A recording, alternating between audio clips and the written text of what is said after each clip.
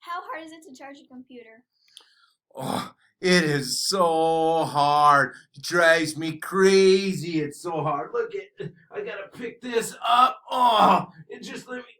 Oh, it's so hard to put that in there. And then you gotta go all the way over and grab this thing. Oh, and then just put it into this Chromebook. Oh, that's so hard. Come on. Are you serious? Why do you need your Chromebook charged? Is that even a question? Yeah, that's Come your first on. question. No, I'm serious. How can you need it for every class all the time? Of course you need your Chromebook charged all the time. I've asked all of my teachers to get their classes all organized by using Google Classroom. So of course you need to have a charged Chromebook. Come on. Where should you charge it? You should charge it at home.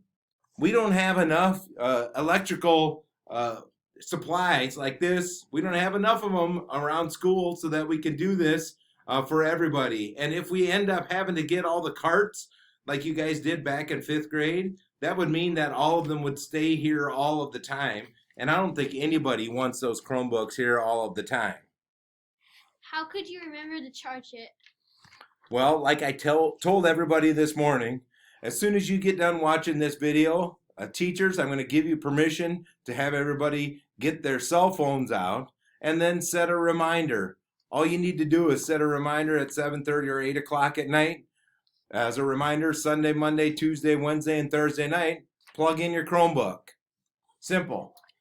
Why are we not charging them at school? Again, we don't have time to have everybody plug them in, and we don't have enough electrical outlets. What's the big deal anyways?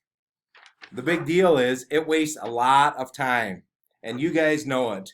One of the things that I'm trying to deal with is when teachers don't have everyone with their Chromebooks, what to do with those kids, because printing it off and then trying to get that done, it just isn't really feasible.